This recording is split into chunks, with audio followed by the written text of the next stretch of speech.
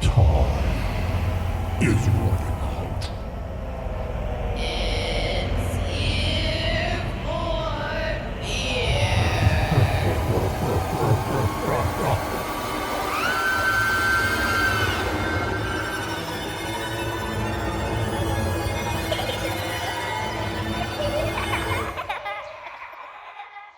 Welcome to Ear for Fear. This is Donovan, Hey, and I'm Rick. and this is the podcast where we talk about scary movies or movies trying to be scary.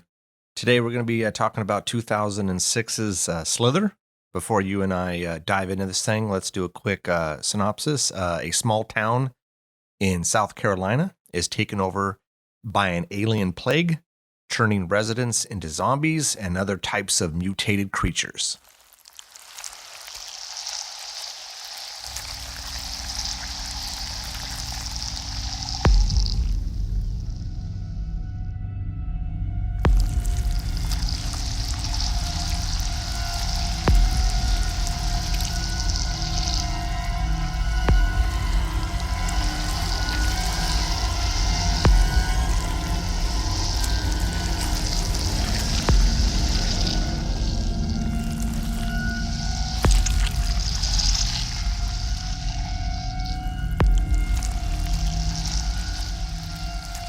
All right, so 2006 Slither, directed by James Gunn. Yeah. You've seen this before Yeah. a few times, probably. Yeah, it's one of those movies where I watched it and then I didn't watch it again and it fell out of my brain. Yeah. Yep. Yeah, I'd seen this. I think I saw this in the theater when this came out. I liked it. And If you did, then probably I did. yeah, maybe you came. Probably. Maybe you came with me. Yeah. Yeah, probably watched it together. Mm. Who knows? I don't know if we saw. Not it sure before. where I watched this movie, but I do know that I watched it. Yeah. It's strange how time can distort your experience. Well, obviously mine was kind of like wiped off the surface of my brain or whatever. It's not it. You know what I'm trying to say. I know what you're. I trying to don't say. really remember a lot of this movie. Yeah. Yeah. What I do remember obviously got distorted over time. Like I kind of thought that let's just hop right into stuff, okay? Spoiler warning. Spoiler, We're hopping right back into it. General thoughts. It's a good movie. I like this movie. Check it out. You'll enjoy it. It's part of that camp horror. Yeah. You know, it doesn't take itself too seriously. It has a lot of jokes. But it's having fun. But it doesn't like do a disservice to any of its characters or its story along the way. Yeah, I agree. Okay. It's they definitely on those lines of campy and similar to some of the ones we've talked about in the past. The Blob and stuff like that. So I didn't think that this movie spent so long with just two characters. Like in my head, Nathan Fillion, yeah, was part of the movie way sooner. Or, he's like kind of here and there, but I just assumed he was like the main character. And obviously that's not the case. He only has a bigger role during the latter half of the movie.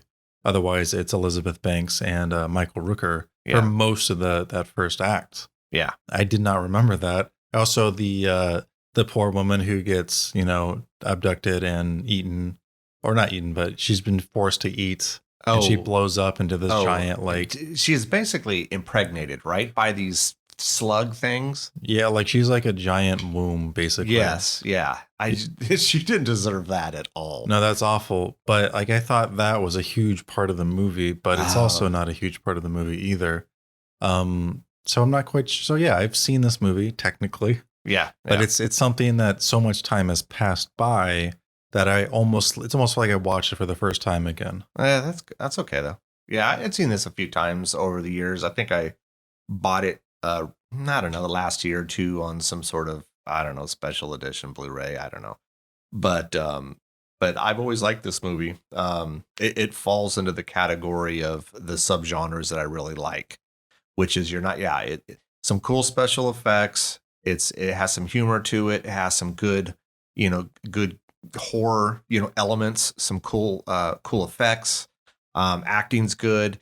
Again, like you said earlier, it doesn't take itself too serious, and I'm all for that. When I'm in the mood, it just depends on the type of movie we're sitting down to watch. If if we're watching some, I don't know, possession or demon movie or ghost story, I mean, there's different things going on, and this isn't one of those where you have to you can just sit back and kind of have fun with this thing. You don't have to overanalyze it and overthink it. Did I miss something? What's going on? You don't have to do that with these movies. And that's why I think at times, most of the time, I really enjoy these, because I just know I'm just going to sit back and enjoy the ride, and it's going to be fun. Yeah, I don't think these movies should necessarily be compared because they're doing different things. But how do you think this compares to his later work, specifically with Guardians of the Galaxy, both Volume 1 and 2? Man, I mean, it's hard to compare the two because the genres are so different. Right. I think my point is, even as early as Slither, and I actually haven't seen any of Gunn's previous work before this movie. I know he worked a bit with Troma, but he did. I think he did Tromeo and Juliet, which I have never seen. Mm-hmm. And I didn't even realize you had told me he was with Troma, and I didn't know he was with Troma. And so I started to do a little research, and do you want to explain Troma real fast? Oh God, Troma is the ultimate B movie studio. I think they're the biggest in all of, I don't know if it's all of the world, but it's definitely in all of the US. They've been around forever. And, I mean, what's interesting is when we're watching Slither and they have the Toxic Adventure playing, which is a Troma movie, yeah, I mean, Troma's been around. If I was to guess, and this is just strictly a guess, I want to say late 70s, but again, I'm probably way off. It could have been earlier 70s, but definitely late 70s to early 80s to present. But they've done a lot of movies over the years. But what kind of movies are they making? Just B movies, very kind of low budget. I don't know if Slither really would fall into that category. The Toxic Avenger would fall into that category. Street Trash, which is a movie they did not do, would fall into that category. But it's over the top. Some of the stuff is just over the top. Acting's not the greatest. The budget's usually, pretty low. And that's all intentional, right? It is. It is. And it works. And they have a ton of fans and followers. Offhand, I can't think of a lot of their movies. God, I almost want to say Mother's Day is Troma, but I could be wrong. And that's the original Mother's Day, which is one of my favorites. And a lot of people just kind of sleep on that one. But I think they did a remake of it a few years back. Didn't see it, but I want to say that was Troma. But they've done a lot of stuff over the years. And I think they're still around. And I think Kaufman, who is I don't know if you call him the owner of Troma. I want to say they were brothers that started it. I can't remember. I'm probably getting my facts straight, but I know Kaufman is he's the main guy with Troma, and he had a little bit of a cameo in this Slither, which I didn't even realize. I think he played a drunk guy or something like that. There's a lot of these things kind of riddled through this movie. James Gunn is definitely a fan of the horror genre. So, there was little bits and pieces at the beginning of the movie. I think if you pan down the street, there's a funeral home, and it's called something like R.J. McCready's Funeral Home, which is the character's name in The Thing, Kurt Russell. There's other little things. I think the high school or the school is either the high school or elementary school is called Earl Bassett, which of course Earl was the character in Tremors. So we see a lot of this with these directors, right? We've talked about it in the past, So yeah, we're getting way off my point. I know. But just to go back, is it Night of the Creeps that did this as well? So not yet. But I remember this being so heavy-handed that I was rolling my eyes, and then this, I was just. I'm not going to say it's subtle, because anyone who knows these movies know that they know what they're referring to. But here I don't roll my eyes. And I wonder what that distinction is. What is going on there where I find it so cringy that it's happening in Night of the Creeps, but not, say, in Slither, What exactly are you referring to? So, I mean, are you talking about the similarities in the two? No, I'm talking about the way they were named. certain characters or certain things were named yeah. in Night of the Creeps. Oh yeah, that was blatant. Yeah. Like, wasn't it names of directors, right? Yeah, they were. Yeah, Cronenberg and Yes. yeah, Carbon. Yeah, that was like I was forced, and we've talked about that in the past. And I was that Fred Decker did that. Mm-hmm. And I wonder if it's just like this, like just the obviousness of the self-indulgence or self-reflection, or I'm missing the word that I want to use. yeah, Whereas you know what? Maybe it's the fact that he's idolizing like these people, like these directors who've obviously done really good things, as opposed to the iconography and the directors, which is their work. yeah, And maybe I appreciate less the director and more the work they've created. And maybe that's what I'm responding to. But this is something I want to think about more as we watch these movies and how self-referential they be, not necessarily become, as we watch more and more movies. Yeah, I can't tell you, like, I don't mind that at all in Slither, but like I groaned when it happened, and it was like we've talked about this. It was so in your face in Night of the Creeps. Like they beat us over the head with it. In this, I didn't even pay attention. I didn't even notice it, and that's a good thing. I think we talked about it when we did the review of House, where I'm trying to remember this, but the real estate agent sign, I can't remember what it was, but it was like Craven or something. Anyways, it was they're paying homage to these other directors or whatever, before them. And I like little tidbits of that, or when little surprises that you may catch. I like that, but when it's shoved down your throat like Night of the Creeps, it just didn't work for me. I mean, I don't know, man. I mean, come on, let's be real, how many Cronenbergs do you come across? You're really trying hard with that. A Carpenter, you could easily say that's a common last name. I don't know. Craven, you could probably say that, but Cronenberg. So I don't know. I mean, it's probably just, as simple as in one way or another, they're paying some sort of respect or, homage to the people prior to them. And, kind of, it's almost like a shout out, Yeah. Get back to my point though. So, it's not like a Gunn went into Guardians of the Galaxy having done 0 movies, right? No. He had at least done Slither, but he'd worked on other movies too. He did. What's cool is he wrote and directed Slither, and it's a good movie. But again, and that's kind of the point I want to come to is like this movie almost feels a little bit like Guardians of the Galaxy.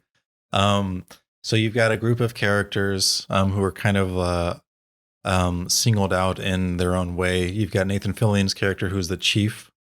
Luckily, his cops seem to respect him, but he's still the chief. Yeah. You've got the very cute teacher that's idolized in like a sexual way by your students, as well as other peers and contemporaries in her age group. Yeah. Who are constantly talking behind her back about how she could have married this old guy with money. Yeah. And then you've got the old guy with money who has people talking about him behind his back on why he married or eloped with such a young girl. Yeah.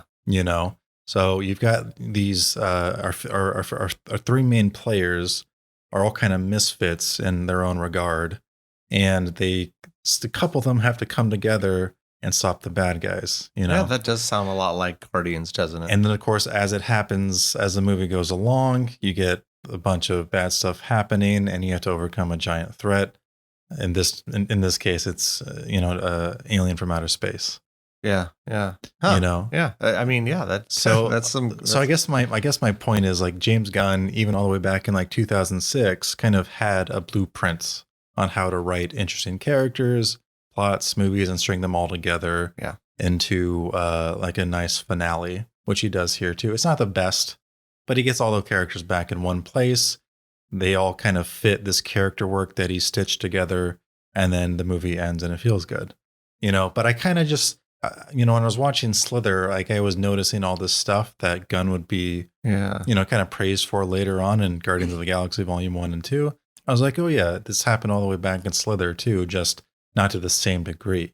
You're dealing with less characters, a less bombastic plot, and you don't have like a $200-300 big budget Marvel movie. Oh, $300 million, you mean? Was it 300 million? Oh, you said $200 to $300, and I'm like, well, I'm sure the budget for when Guardians. I'm talking about a blockbuster movie, you're adding an M after that. You are, because they're probably the budget for those are probably $200 to $300 million. I mean, it's possible that this. I just don't have the number in front of me. Could it have been less? Yeah, but it's a lot of money. A lot of people are working on this movie. Made a ton of money. I mean, those are big, large.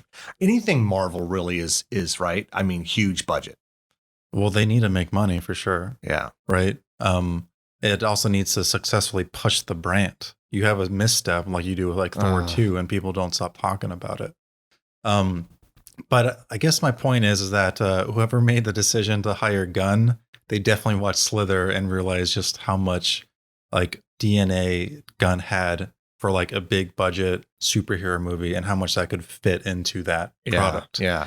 And it's so, at this point, I just to be on record, Guardians of the Galaxy, both Volume 1 and 2 are some of my favorite Marvel movies. So there is a little bit of bias here, but I just wanted to point all that stuff out. Whoever made that call was a good call, and I'm glad they did. Yeah. And, you can see it as early as this movie, the promise that Gunn has, especially with his character work, because it's here too. He paints Nathan Fillion's cop character, Elizabeth Banks's teacher character, and even Michael Rooker's, who's ostensibly the villain in the movie. Yeah. With like a very nice brushstroke. He cares a lot about these characters, even the bad guy, and he wants you to understand them and feel for them in a way that is sort of understandable. I hope all these ideas that I'm kind of coming at with you kind of make sense. Yeah. Because this was all kind of in my head as I was watching this movie. Yeah, good points. I can't not talk about Guardians of the Galaxy because James Gunn. Absolutely. At the time of our recording here, the Suicide Squad that Gunn is working on, the like teaser trailer just popped out. So all this stuff is on my brain anyway. Yeah. So, Sean Gunn plays like a weasel man. I don't know if you've seen it. No. Okay. I haven't watched the trailer. Well, when we're done, check it out at some point. It looks pretty good. Yeah. It's just like characters popping up in frame with the actors in character and just saying some like line, and that's it. But Sean Gunn plays like a weasel man, and he looks terrifying. Does he? Yeah. Now what is this? Is this a sequel? What is this? A reboot already to Suicide Squad? Like, I'm not the authority on this. I think it's a reboot. I mean, for obvious reasons, right? It didn't come out that long ago. They did that with Spider-Man too. True. Yeah, you're right. Yeah. Like Spider-Man with Andrew Garfield wasn't working, so they rebooted it. Kind of.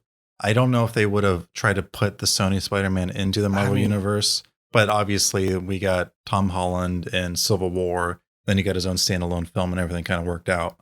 They've rebooted Spider-Man like 3 times. I mean, yeah, and I know I keep cutting you off. No, I'm sorry. Right. I'll let you talk in a second. But Batman is also getting a reboot with Robert Pattinson.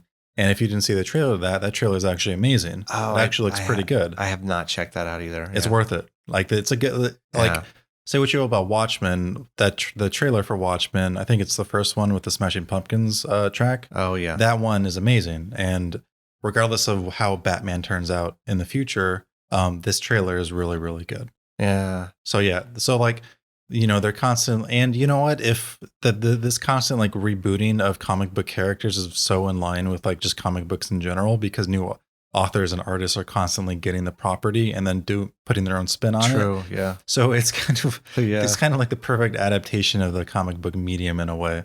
So I'm not like too against it. But then of course we just had Ben Affleck's Batman, and we didn't even have like his Batman in full form.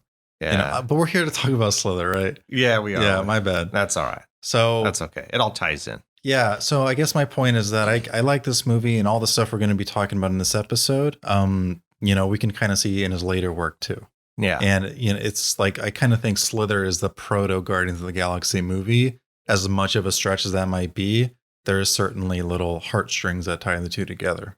Yeah. No, it's good. So where do we want to start? I mean, I guess. Well, when something kind of pops down from space, where else do you start, Dad? Start at the beginning. Right. This movie begins with an asteroid falling down onto the Earth, popping open, and a little guy popping out. I don't think we actually see the little guy popping out. I think it just opens up, right? we see it opens up. And what other movies have we? Very reminiscent of Night of the Creeps. Yeah. I mean, come on. I mean, I said this. Not even Night of the Creeps too, but the Blob remake as well. Yeah, Blob remake. Yeah, it's true. Definitely a recipe for that. We talk about this in Night of the Creeps, and I'll say it briefly, and then I'll move on. But it's hard to believe that. I think I'd read this again. I don't know if this is true or not. That when he wrote this and directed it, he had never seen Night of the Creeps, and okay, it's possible.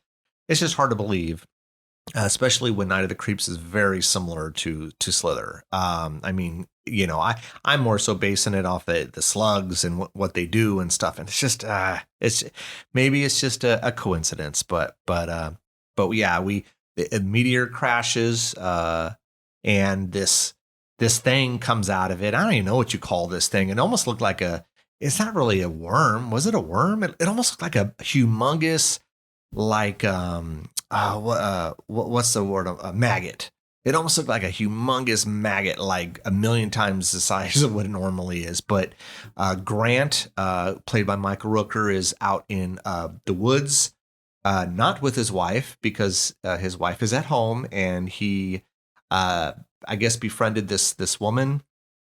She had a crush on him back in the day.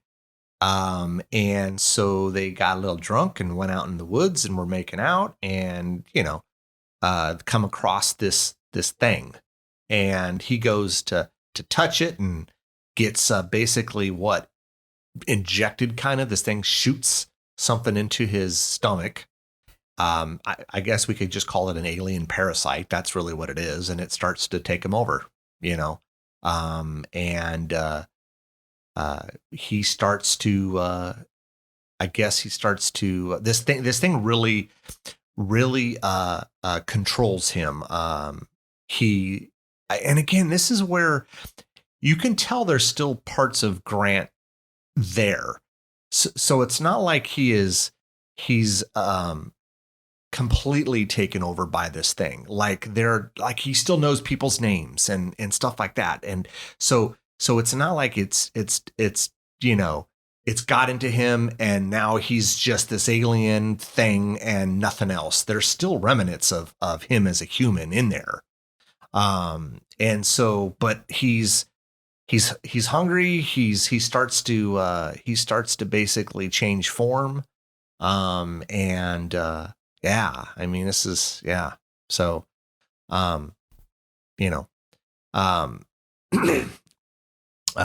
his wife starts to notice, changes. Starla, I guess that's her name, Elizabeth Banks, starts to notice things going on with him. He's I think he takes a trip up to the grocery store, and he buys just a crap ton of meat. That was, and of course the clerk doesn't think anything of it. Oh, you're having a big party, Grant. Did you realize his last name was Grant? So it's Grant. I thought that was kind of funny. No, I did not realize I didn't realize. I just thought it was, they just kept saying Grant. So I just thought, but no, his name was Grant. Mm-hmm. Yeah. So I don't know. I thought that's kind of interesting, but you can tell there's a huge age gap between Grant and Starla. I think, Starla had, got together with him because he probably had money. I think he sent her to college. She probably got a degree. I think she's a teacher, looks like high school. Definitely a huge age difference there. And to me, it seems like at times do you feel like maybe she's just not into him? Because I mean, there's the one scene where she turns him down in bed, and is it, what do you think's happening there? I don't have like a hardcore reading on any of this, honestly. I think she does love him. I just don't know if she's sexually attracted to him in the way that he is to her. Yeah. So, I mean, that right there probably spells, trouble for their marriage. They probably shouldn't be married.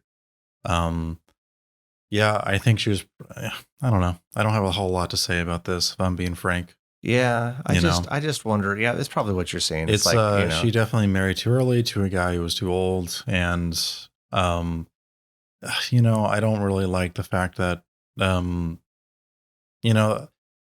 I have mixed feelings about Grant as a character. Obviously, I don't like the fact that he married someone really young, because when you're that much older, there's no way around the issue is you're taking advantage of that person, Yeah. because that level of experience is just not there for the younger person. And I don't care how mature of a 18, 19, 20-year-old you are, you're still a kid. I still think I'm quite young, and I'm approaching 30, and there's a lot of stuff that I don't know. Now I have the years of experience to realize that being between the ages of like 18 and 22, you don't really know much at all. In fact, you're still, if you're going to college, you're still technically in school. And, if you want to just take away the word college from it, I think that kind of shows. So anyone who takes that as an opportunity to leverage them into a relationship by offering stability and, like, I know how to do this, or I have experience, it's kind of gross.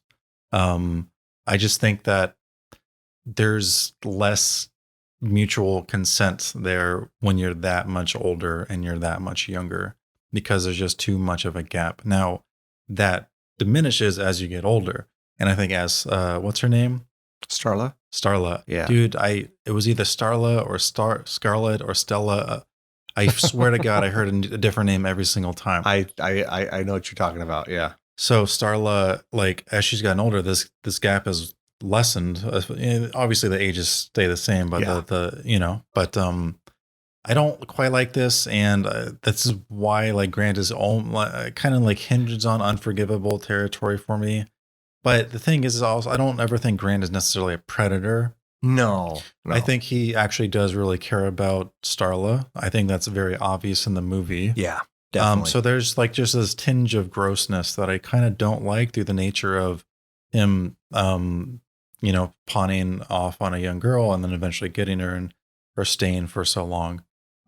So I don't know what your question was, but I hope I kind of like answered there for a little bit, because I kind of got like lost in the weeds. No, it's okay. Yeah, you did. I mean, this is just so weird for me, and I'm not an expert on this, so I don't like talking about it. Yeah. But it's like something I can't ignore either, and so I kind of want to at least make do and talk about it here, because like, dude, like, how old must he have been? Like mid-30s? Him? Yeah. Oh no, I'm not talking about like her? in the movie at the time, but when they met. He would have been she would have probably been like between like the ages of like 16 and 20, and he would have probably been like in his 30s, mid-30s. Yeah. Yeah. And I'm just like, that's not cool. He's got to be what, maybe say 45, 50 in this They thing? make him look like he's 50. Now, I know Michael Rooker at that time was not 50.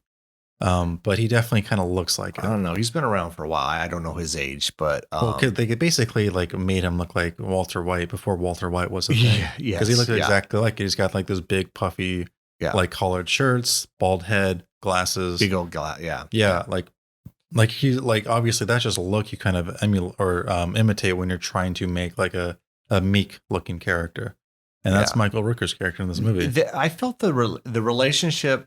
Every time I've seen this has always made me feel uncomfortable, and I don't know why that is. I mean, because there's like this inherent power dynamic.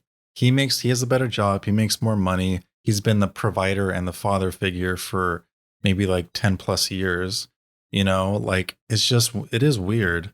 And the movie the movie outside of a couple lines in the beginning kind of doesn't like spend too much time on it. The movie also paints Grant in almost like a sympathetic way, even though he's the villain, but he's only the villain because he has a parasite. Yeah. Other than that, he's always been kind to Starla. Yes. So, yes. This is all very complicated. And again, this is not the movie or the forum to necessarily have these discussions, but that doesn't mean we need to outright ignore it and not give it its own minute. It's very apparent in this movie, and I think it adds to the uncomfortableness you feel as this movie goes along, because there's a lot of, there's a lot of, really cool practical effects and gore and stuff that's happening, but at the same time, the subject matter can make you cringe a little bit. Some of these things that are happening, for instance, this, as he's starting to transform or mutate, he's becoming this, I don't even know what this thing is. It's just this huge alien like creature. And, before he gets too large, there's like a thing that comes out of his chest, and it I don't even know what the hell it is, but it's uncomfortable. And it's supposed to make you feel uncomfortable. Well, it's really phallic. It's almost like he has 2 additional penises coming out of his chest. Yes. And whenever he, inserts those like tentacles, which have like giant, almost like needles, like the edges of the tip of a needle going into someone, so he can deposit his like almost literal seed. The movie doesn't explain if they're like still slugs when they're going inside them. They're just like little baby slugs, or like it was like actual sperm. But my reading would it had to be like a slug, like already kind of born or whatever. I think so. So so they can eat, right? Yeah. But like whenever he does that, he's obviously getting some sort of pleasure out of it, like relief. Yeah. So yeah, it's a very sexual thing what he's doing. Even though it's not outright sex, I think for Grant's character, once he's like post possession, it is like a breeding mating thing, and there's definitely some euphoria when it comes to taking assimilating another person, or not necessarily assimilating, but using them as a host for way more slugs. Yeah. Right. So like this movie is definitely going into that territory. Yeah. Right. Yeah. Yeah. It is. Yeah. Now, if we want to go really deep, and I don't necessarily think this is my reading of the movie, but whenever Grant does this to a character, it's obviously non-consensual. They don't want to get impregnated by this guy. No. Now, is that like perfectly analogous to Starla's character in that he forced him, like this is the conversation we want to have when we're talking about Slither.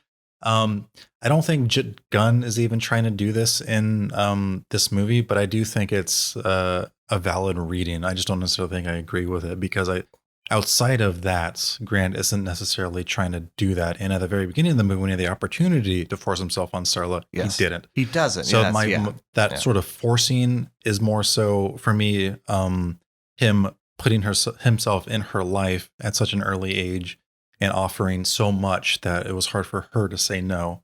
I know it's not quite the same, but I do think it's in the text. It's in the movie. Oh no, it absolutely is, and and this is where what I was talking about. There's still the human part that's in him. It's still there. He's not completely an alien.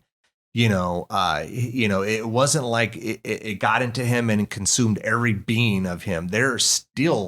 He still knows things. He still has feelings, and there's that shower scene where he has that urge. He's got the urge and he goes over to the shower, and the thing starts to come out of the chest, but then he stops himself. And that's when he goes to see oh god, I don't even know her character name. I don't even know if they gave her a character name. I think they called on IMDb they called her something mother or something. I don't know. No, she definitely had a name. Did she have a name? I swear to God, she had a name. I know we saw her initials, that she'd carved on the tree of her and Grant. She definitely had a name. Okay. I mean, I don't remember it, but yeah, but he instead of doing anything to Starla, because I mean he has feelings for Starla. He truly loves her.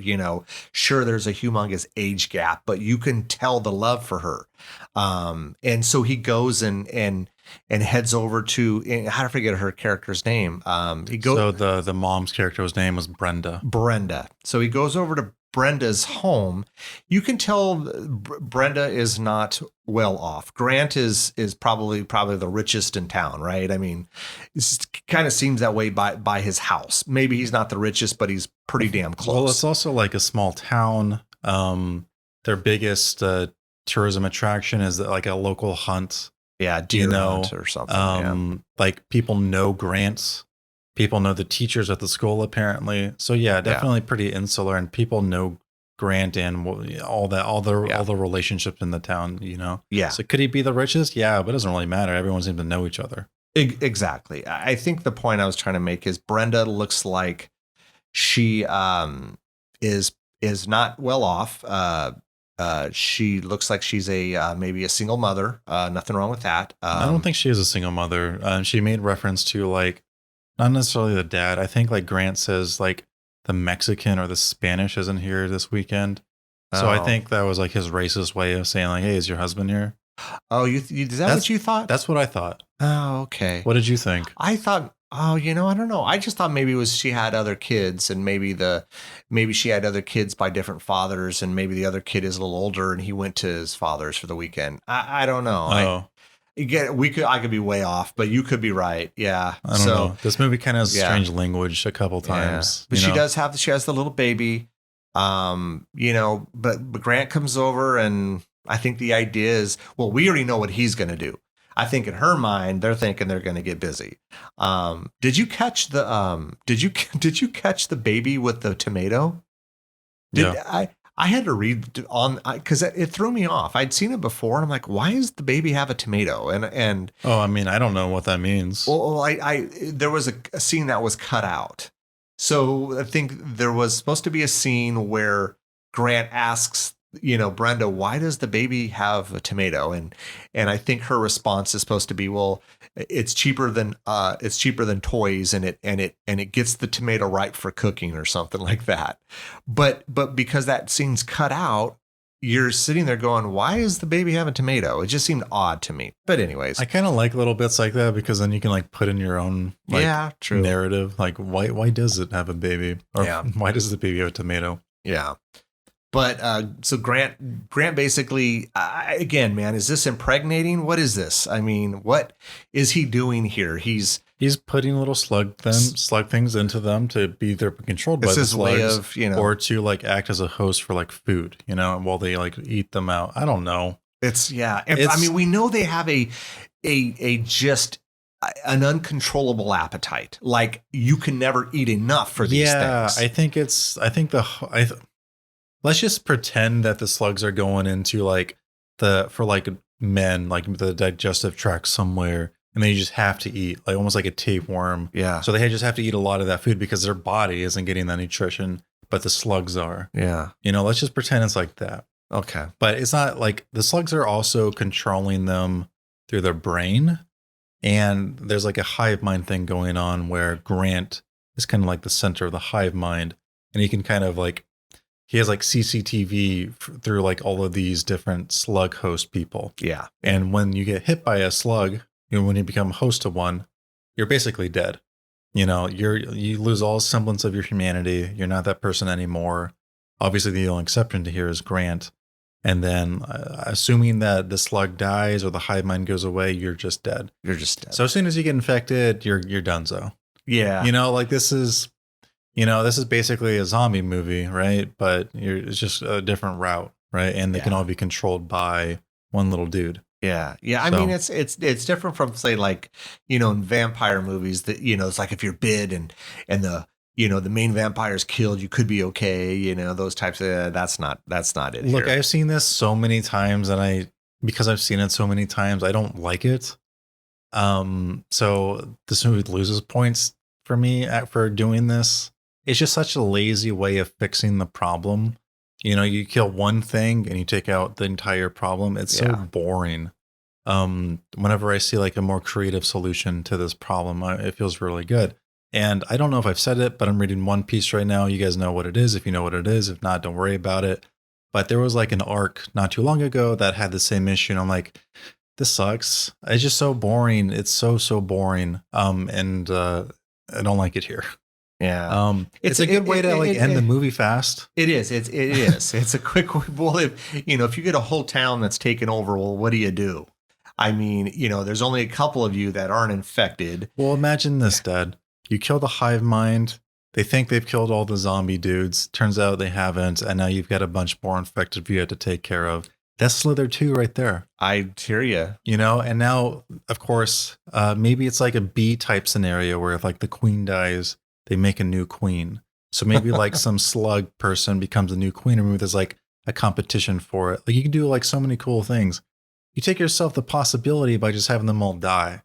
It's just, I don't like it. Yeah. You remember like at the end of The Blob where that guy had that little bit of that frozen blob? Yeah. There's so many promises you could have or tease out if you just keep a little bit. But you know how these studios are. It's like, oh, if a movie does really well, okay, we've left it open for a sequel, or hell, most of them don't at times, and they somehow create a some sort of reason or plot for a sequel when it just wasn't going to happen. But I don't know. Those are like your Halloweens, though, or your Nightmare on Elm Streets, where the idea started good, and then we're just okay. Let's do a second one. Let's do a third one, and now we're pushing it. We're stretching it farther than we can go along. So now we're like retconning, adding stupid ideas, trying to like keep things afloat. Saw did this too, where you're adding too much books on top of the pile, and it's gonna fall. Right. Yeah. It does. But come on, you can do one or two movies. You can easily do like a sequel or two. Like it's not a big deal. But most sequels aren't good. They're just not, especially if the first one was good enough to warrant a sequel, then you're always comparing it to the original. I do that all the time. Now, it depends on the movie. Like the Friday the 13th. Those are look, the first one's fantastic, and and 2 and 3 aren't bad, and then you get into the rest of them, and they're not horrible for what they are. If you go into it and knowing what to expect, it's entertaining. It's fun. So horror movies or horror movie sequels get a bad deck against them because they're kind of competing for, in like an awkward space. For one. If a horror movie is successful, you want to do more of the same. At least people financing the movie see it that way. So now you have to create a product that's basically the same product as before. But to tell an interesting story, you need to change things up. Yeah. Those two conflict with each other. So it's hard to have like an interesting story / characters and to change up what had made the first one successful. Yeah. And then even if you do that, what if you have a dud? What if the thing you believe in isn't very good? Yeah. So it's, like horror movies and especially horror movie sequels have it maybe the roughest out of any type of sequel you can make. They do. I think there's also definitely a negative, stigma attached to them. Let's also say that your main character from the first horror movie makes it into the second. Will do you fall into the trap of killing them off? Because then that makes the entire first movie feel like almost like a waste, You spent so much time getting to know this character, and then they just end up dying. Now, or do you keep that character alive and essentially just adhere to the fact that they have plot armor, because they made it through the first one? That's obviously just two examples, right? But horror movies they have it the worst. So you don't see a lot of good horror movie sequels.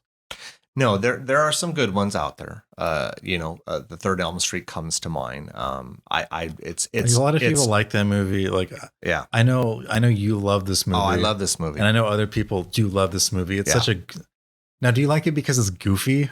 I like it because, it's not. I don't think I would use the word goofy. Dad, there's a D&D wizard who shoots lightning at Freddy Krueger. I understand. Come on, no, bro. I get that, but I don't think it's goofy. I think it starts to, part 1 was so serious, and part 2 was kind of the same. It just was not good at all. And then 3. You still had some seriousness to it, but then they started adding the humor, the one-liners, and the special effects are just phenomenal in this thing. I love the first Elm Street. It's clearly a classic movie, but if between 1 and 3, I would go to 3 any day of the week because I have more fun with it. I love the special effects. I love some of the humor. You got a lot of really good. Don't forget, you got a younger Lawrence Fishburne in this. People seem to forget he's in this. So Patricia Arquette's in this. So it's to me, it's just a lot more fun. And again, I've said this a million times. I like to have fun in these horror movies, and part 3 does this. I mean, some of the practical effects in it just blow me away to this day. And so that's for me, that's why I like, I love part 3 to Elm Street. But I mean, with these horror movies, we talked about this before, you crank these things out. They don't take long to make. You usually make them on a pretty small budget, and they make a lot of money.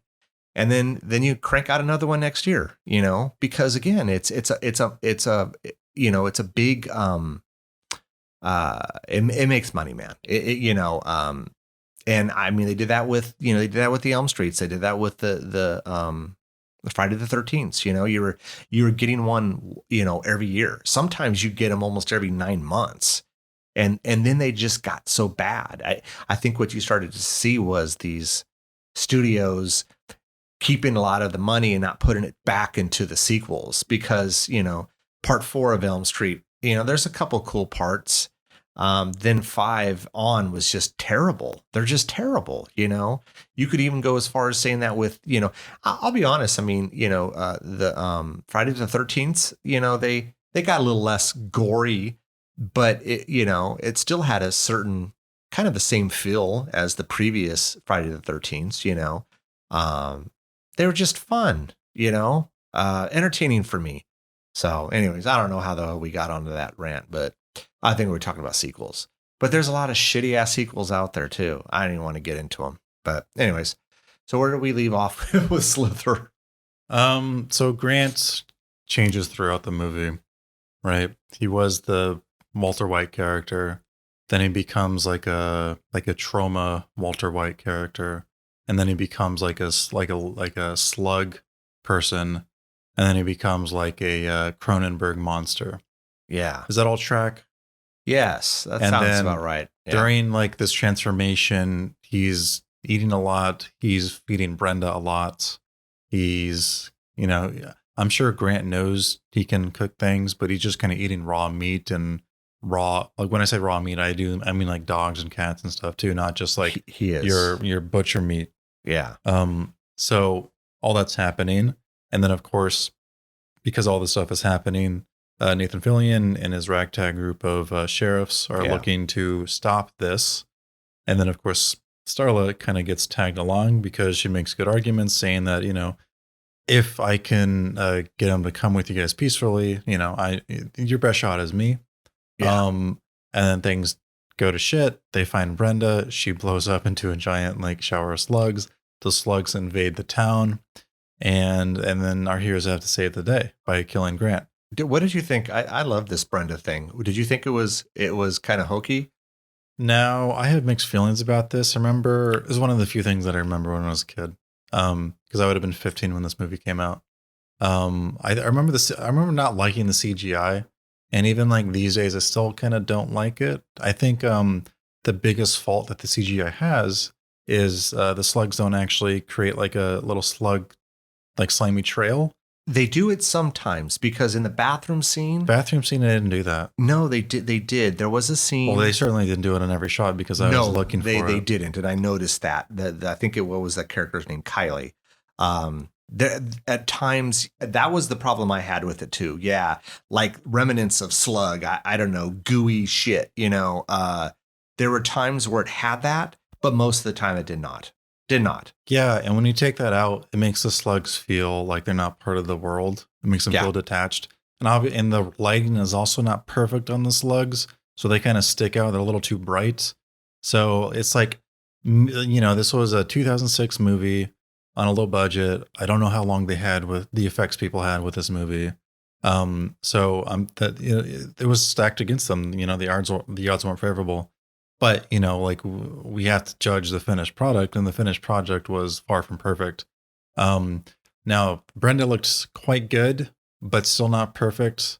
And I think that's because they use practical effects with that. Yeah. But when it comes to the actual explosion, that looks a little bit janky.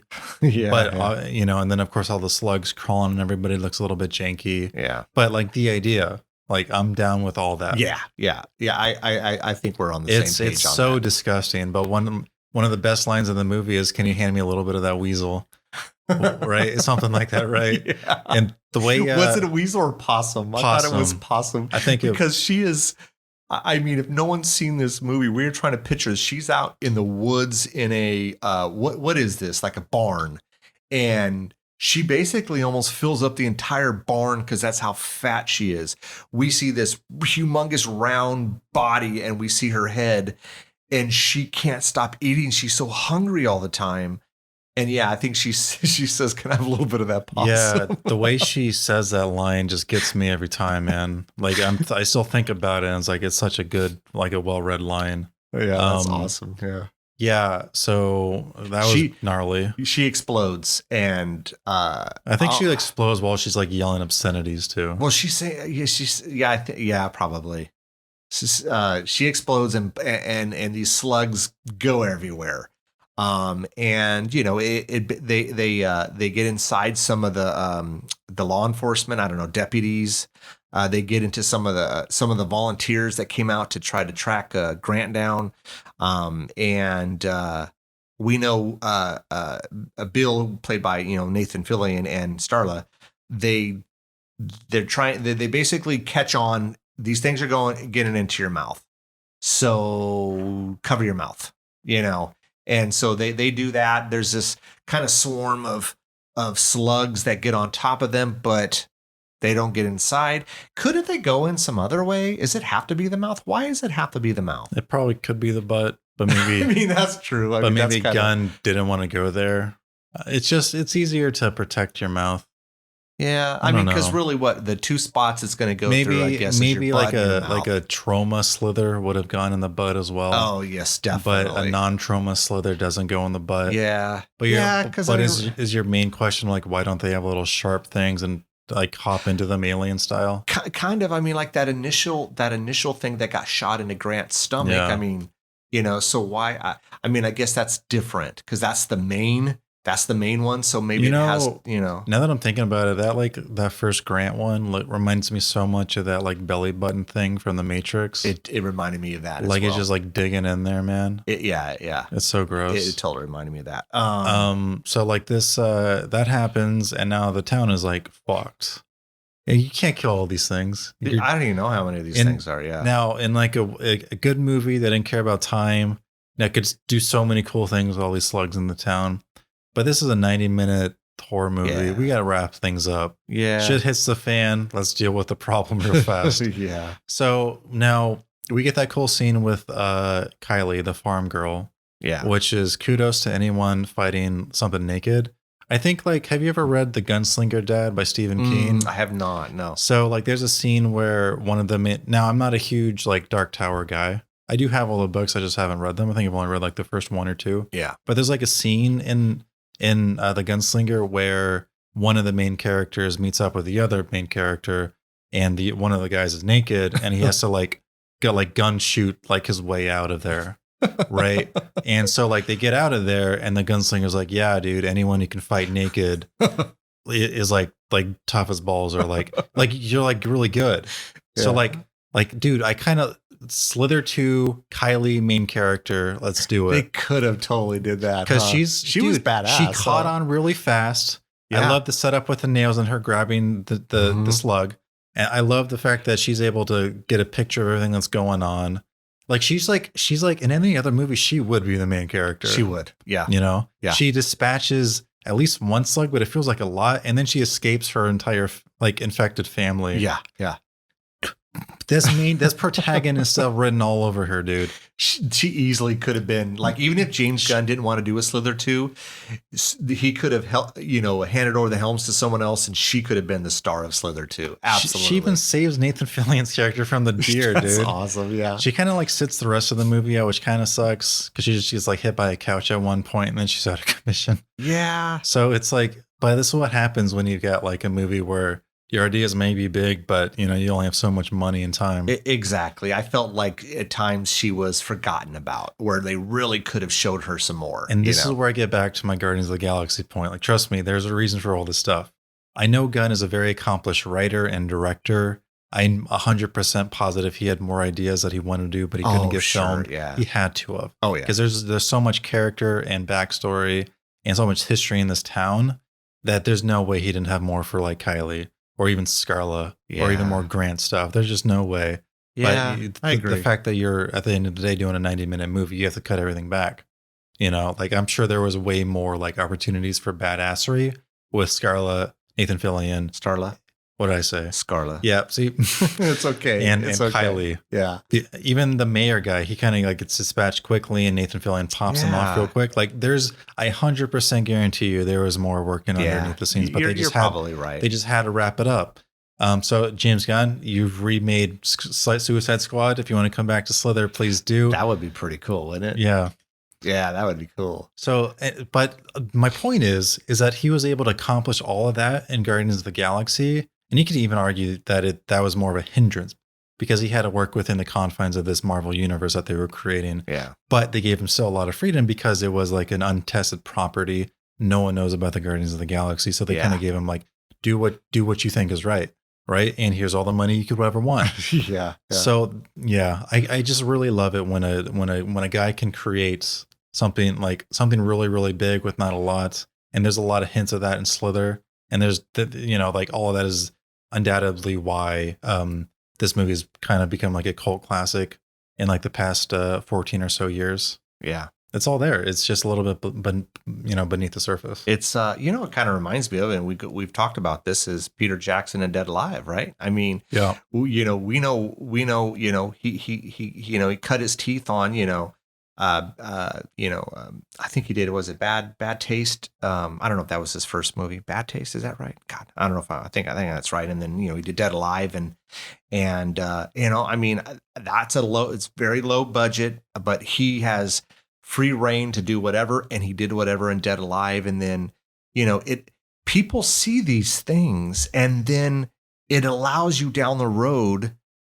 All someone has to do is just one person takes a chance on you, and then you got Lord of the Rings. Yeah, and then it changes like the history of cinema forever, right? It really does, And so, I mean, like, again, James Wan, we've talked about a million times. James Wan, again, fantastic in horror, and then he gets these bigger budget movies, the Fast and Furious, and he does the Aquaman, and I think he's doing the sequel to Aquaman. Those are big budget movies, huge, when he, was doing, these small time horror movies, people notice, people notice. If you got the goods, man, people's going to find, someone's going to find you. So, but, so the whole town is screwed, right?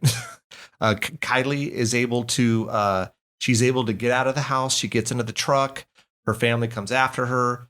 That's when Bill, comes kind of, I don't know if it's really to her rescue, because she just hops out of the truck with no problem. And dude, I love this, them spitting stuff. It reminded me of the dinosaur in Jurassic Park. Remember that thing used to spit shit, But I mean, so if they spit on you and it gets on you, does it kill you? It's acid, dude. It's acid, right? Because the one lady who I forget her name. She's the one who got spit on by the barn and like died, right? Mm-hmm. It's not like she got. I don't infected. think we actually see her die, but I think it's like assumed that she died. It's just implied, okay. Yeah, because they like got right on her neck and face, and she was like swollen up and stuff. Yeah, pretty sure she died. So you get spit on, you're dead. It's not like, again, if we had a sequel, I wouldn't be surprised if she showed up like with scars on her face, which would also be pretty cool. Oh, the one girl, yeah, the cop. Yeah, you're starting to. Yeah, dude. James Gunn hit me up. you got these good ideas. We'll we'll write this thing out. We'll bang it out over a couple weekends. Watching all these horror movies, man, you're starting to see you definitely can see there's a recipe. Well, it's a trick as all this time. Method to all these, It's a trick as all this time. If you don't actually see someone die, they're not dead. Yeah, it's true. So it's true. Yep. So basically everyone dies except for our three principals.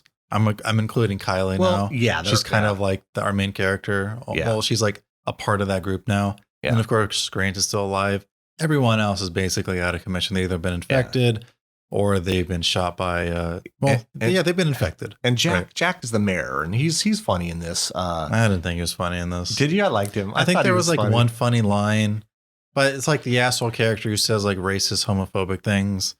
It's hard to like make that funny in my opinion. I think what I liked about it is he's the mayor of this town, and he's foul-mouthed and all these other things. It's the opposite of what you expect a politician to be. No, I think it's exactly what you expect the politician to be, in my opinion. Hold on a second.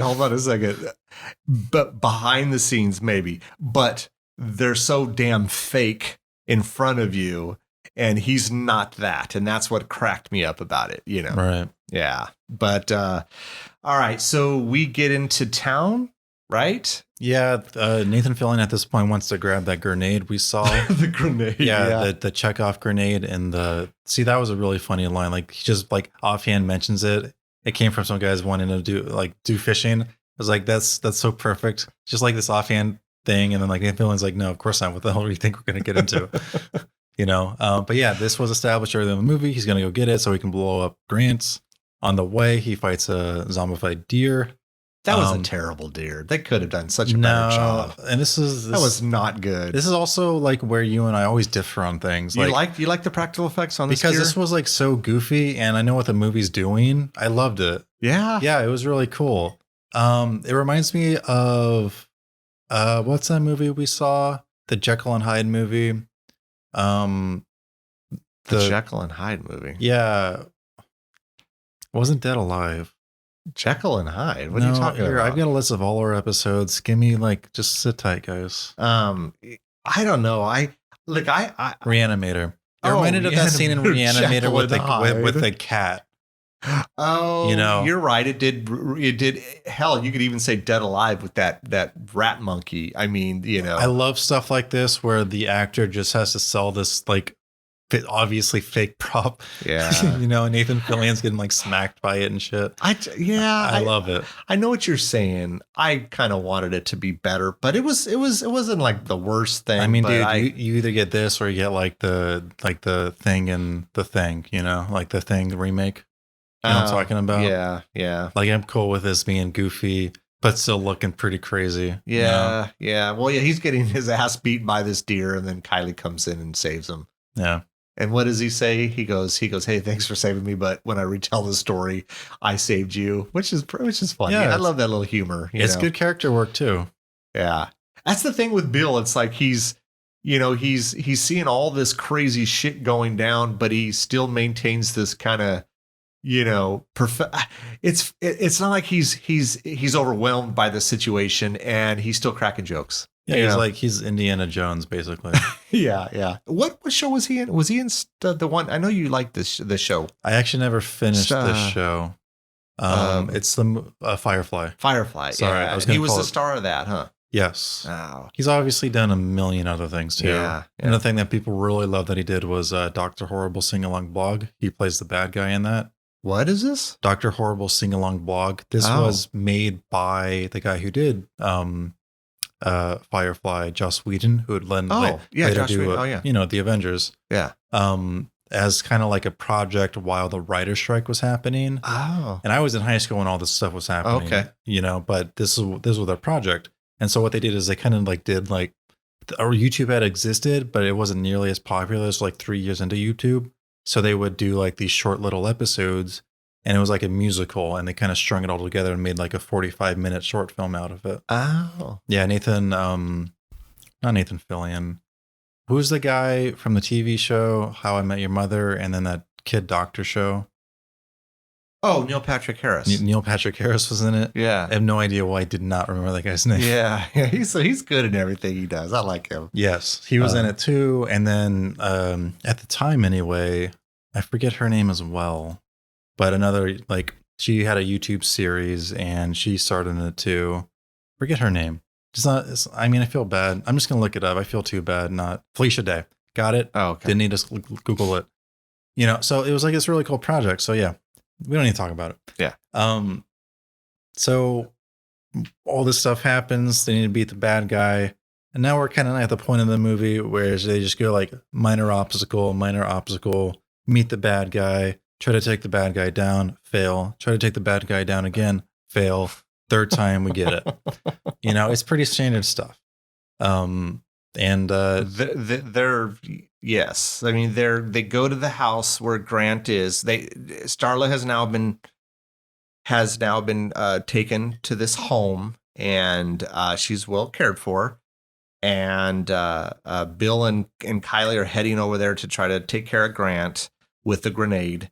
And Grant is this just humongous. This reminded me. You haven't seen Society, have you?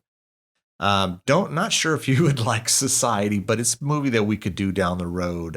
Reminded me of this because there's a scene in Society where people kind of join up, You know what I mean? Is that the way to say it? They kind of I've seen this before in other stuff. Yeah. For sure. But that's what it reminded me of was society. And this is just a big glob of Grant, right? I mean, he's just this thing and people are joining him. It's a lot to take in because I mean, again, I guess it goes back to the type of movie this is, and it's, so it fits. It's very fitting, but it's a little kind of weird and unsettling, and it makes you feel a little bit of uncomfortableness, right? I mean, I felt a little uncomfortable, but Starla is gonna, she's got this. What has she got? This is a brush that has like it's got like a pointy tip, and she goes to kind of get a little close to him, thinking maybe she could kill him, and that doesn't work, and Bill and Kylie come in. Bill's got the grenade, knocks the grenade out, blows up in the pool. Okay, well now we got to figure something else out, so yeah, and luckily God, Deus Ex Machina just threw like a gas tank already like open and like oozing gas, the propane tank. Yeah, just out of nowhere. Well, that was so goofy. That was kind of goofy because I'm thinking this thing is an alien that has gone from, I don't know, universe to universe and has maybe wiped out everything in its path. Yeah. And then it's going to get beaten by a propane tank. It's like a parasitic tardigrade, that's traveling through space, and it's survived 1 billion years and it's going to live 1 billion more. But then like a cane kill like takes it out. That's exactly what I was going to say. Like a propane accessory. Yeah, right. I was like, okay. And this is where like, it's how you need to wrap the movie up. You don't got $1 billion, so you got to just do what you got to do. Yeah, that's blowing it up. We blow the sucker up, man. And they do. James Gunn kind of like, he should have went big, dude. Just cliffhanger. Slither 2. Slither 2. Yeah, I want to see a Slither 2. Yeah. Yeah, I was a little. I mean, it's cool. I mean, like I said, I dig the ending. I mean, I don't know if a propane tank is believable to me, but it's like you said, you got to wrap this thing up with a nice little bow, and so we got to kill everything off, and I don't know. Let's take one of your little weird tentacle things. Let's plug it into the propane that's spewing out, and we're going to shoot you once and you're going to blow up. And I mean, there's not that much propane in those tanks to do that, but whatever. I mean, it's convenient. It's easy, right? It's pretty whatever. I think the idea is kind of like fun, but I'm still not a fan of it. It's obviously it's like, fun. like throwing gas into someone is just so stupid. Yeah. But, it's so stupid that it's funny. But it's whatever to me. Yeah, it's just whatever. I'm sorry, I can't really explain it better than that. No, I want to like it more, but this is like one movie. This is like one of the failings of the film is like its ending. Really neat. Our 3 like last main characters live throughout the day. They're not really ruminating over their dead comrades. No, like Starla straight up. Starla straight up murdered the cop, like Nathan Fillion's like buddy of like 1 billion years, right? Yeah. And they don't talk about that. Was that Wally? I don't know. The old guy. Yeah, it's Wally. Yeah, I know. All of basically a whole town's dead, and we're gonna walk out of the house, and we're okay. Bill's a little hurting in the gut because the thing got him in the gut, but yeah, they're just kind of wandering off, and I totally forgot about that. Like, I don't think anything got inside of him, but there's more opportunity for sequel stuff right there. Yeah. Yeah, I don't know. It's whatever, man. This is why we need to Slither 2, wrap all that stuff up. Yeah, Slither 2. I mean, I'm sure Mr. Gunn is listening to the show. I mean, I think we actually, he's our one listener. He's our one. Oh, that's messed up. What are you talking about? So anyways, I think we hit on everything. We didn't mention was Jenna Fisher, man. She had a small little role in this as Shelby, I guess the operator at the sheriff's station or whatever, played by Yeah. Jenna Fisher. Which were her and James Gunn married at the time, or were they just together? I believe so. Don't Yeah. quote me on this. I don't really follow that stuff. Yeah. But yeah, it's nice to see her. I remember when I saw it, I had already seen The Office. Yeah. So I was like, oh yeah, that's weird.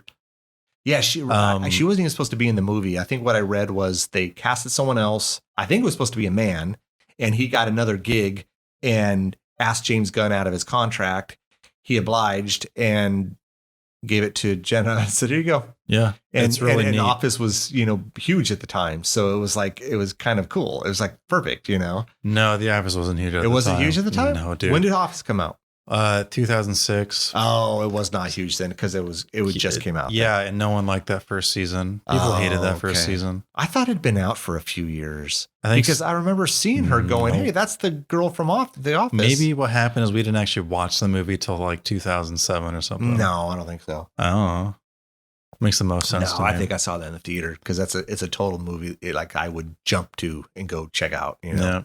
So nothing else. Did we miss anything? No, I'm done with this movie. Make Slither 2.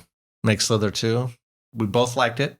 Yep. We both would recommend it. Check it out. It's a cool movie. Yeah, definitely check it out. All right, man. I guess that's it. Thanks for listening, and we'll check you next time. Bye. Bye. Thanks again for listening. Make sure you tell everyone about our Ear for Fear podcast. Don't forget to follow us on Facebook, Instagram, and Twitter at Ear for Fear. You can also check out our website, earforfear.com. There you can keep up to date on news, events, and episodes. You can find us wherever you listen to podcasts. We hope you come back and get an earful.